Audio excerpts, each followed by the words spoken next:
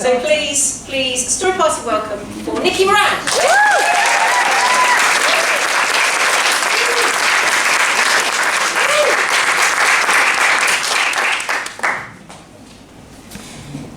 Have you bought my emu yet, Mummy? Have you bought my emu yet? 7 years old, 11 months and 2 weeks. And I've been begging my mum for this emu for weeks, driving her mad. I could not wait until that blue bird was on my lap. I'd seen it on the BBC. Rod Hold, remember him, anyone? Yes. On the BBC, that bird! And I was just picturing myself when I got it, putting it on and torturing my 9-year-old brother with it. I was so excited! Couldn't wait! So excited. On the day of said birthday, I hadn't slept all night, my heart was beating, and I was waiting and waiting for my family to enter the room with the emu present. So I was waiting, and then my family came in and sang me happy birthday, and I was like, oh, hurry up, hurry up! Present came onto my lap, and I tore the paper open and looked down. And all I saw was orange fur. Mommy! It's not an emu, what's that? Oh dear. Oh well, they didn't have any blue ones at the shop. They're all the same, don't worry about it. Mum's got it wrong again! Poor Mum. The thing is, presents weren't really her thing. The year before, I'd asked Mum for a brown beret to wear to brownies. She bought me a brown bobble hat. Thanks, Mum! Another year it was a toweling dressing gown.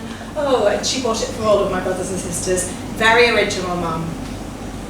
The thing is with my mum, what I got to learn about her was she just didn't really get stuff. She wasn't really into buying things. It just wasn't her thing. Mum was one of those recyclers in life, a bit of an environmentalist. She'd been brought up in the war.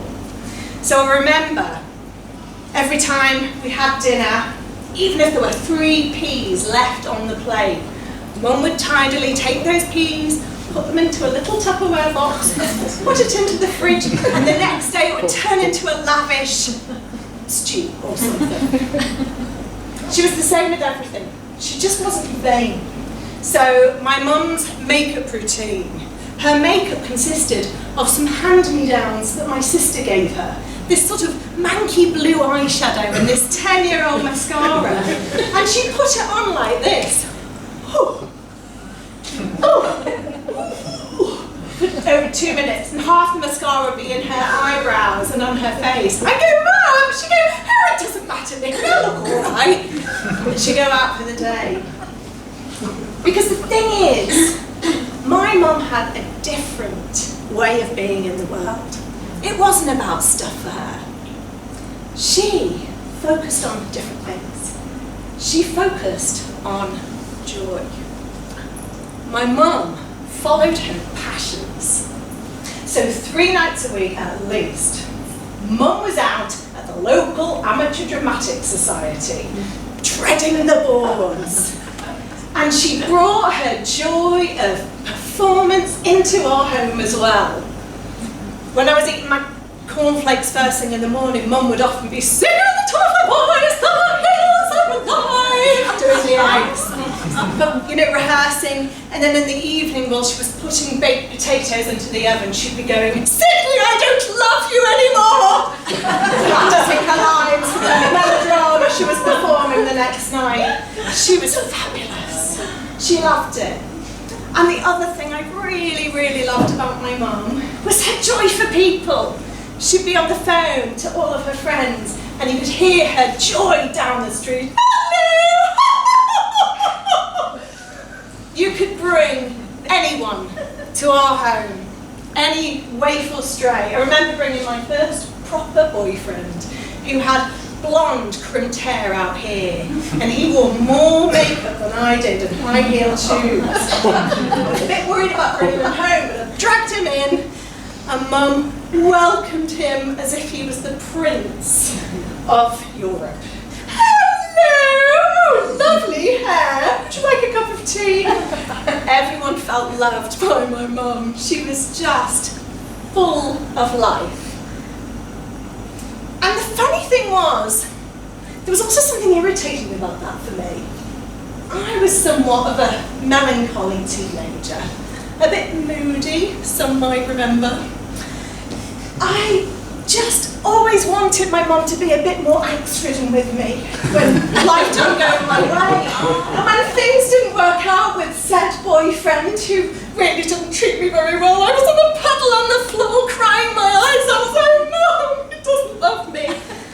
And Mum's attitude to everything was, "Oh, don't worry about it, it'll be all right. Just enjoy yourself, enjoy life. Just, there'll be another one." He was a bit moody anyway, wasn't he, Nicky? Don't worry about it. It was a bit frustrating for me. She never understood. Her philosophy's far too simple, Mum. But the thing is, she really lived this life. She really did. Even in the most tragic of circumstances, my mum would find a way to find some joy. To give you an example, my father got cancer. And my mum nursed my father through cancer for a year, and he died. And I thought at this moment, gosh, how's my mum going to cope with this, being on her own? She'll probably get a bit depressed, go into herself. But it was very interesting watching her during that time. My mum's attitude was, "Okay, you've got to carry on with life, Nicky." And she booked herself onto a worldwide cruise, came back, joined a local walking group, and within a few months, she met herself another fella. Good on you, Mum. I was still the melancholy one, feeling a bit sad about my life. My life still wasn't working, but my mum, she was a trooper. And she then went travelling around the world with her new lover in a camper van, would you believe it? And then they moved out at the age of 60 to the country to follow her passions, which was to be in the countryside and live in the country where she could look at sheep every morning. That was her dream. That's what she did. And then she persuaded said fella to marry her, following her dream, and they got married. Beautiful. But sadly, the story changes a little bit. A few weeks into their marriage, I was living in Leicester at the time, and I remember getting a phone call from my brother. And my brother rang me and said, "I've got really, really shocking news. Mum died." Mum died. I know. And it was hard to hear that, and a shock. I was like, "No, what? No, that can't be true. That can't be true. Mum was living the dream, that can't be true." But it was true. So I picked myself up and I went to Wales, where we all celebrated Mum's life and talked about Mum and told each other stories. And I remember going to the funeral. I remember seeing my mum lying in the coffin, this woman who was full of joy and lit up the room, and the light had now gone out and she was gone. And I remember that significant time at that funeral because so many people came up to me. So many people said, your mum was so wonderful. Your mum was so kind and joyful, and she was always a ray of sunshine. And it was really weird because I was standing there listening to all of this at the funeral, and I remember really thinking about this moment and the significance of it. And I saw two options in front of me. I saw this melancholy opportunity for me to feel really sorry for myself, to feel really down in the dumps and angry that this has happened to my family. And then I kind of asked myself, what would my mum want me to do? And I heard this little voice in my head that said, come on, Nicky, come on. Life is for living. You've got to fight. You've got to fight for joy. And I saw this other path in front of me. And I thought, I'll give this a go.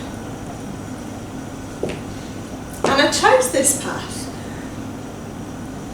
And I did. I made a visceral change at that moment. And I went back to where I was living in a job I didn't really enjoy very much. And I said, I'm sorry, this isn't working for me. I'm going to go to London. And I packed my bags, put it into my car, and I moved to London. And I joined an acting group. And I joined a singing group. And I learned their Lindy Hop. And before long, I also retrained in my career and became a life coach. So I could also share the joy of following your passions. And I did it. I did it for me. But I did it to honour my mum's life. And I did it because I realised that the gift that I had was life. And that we all really have a choice. We can focus on the stuff that we can buy that might not bring us so much happiness. Or we have a choice. And we can fight for joy in life. Sometimes it is a friggin' fight. Sometimes it is. But we all have a choice. So I'd love to celebrate my mum's life and encourage you all to celebrate life and fight for joy.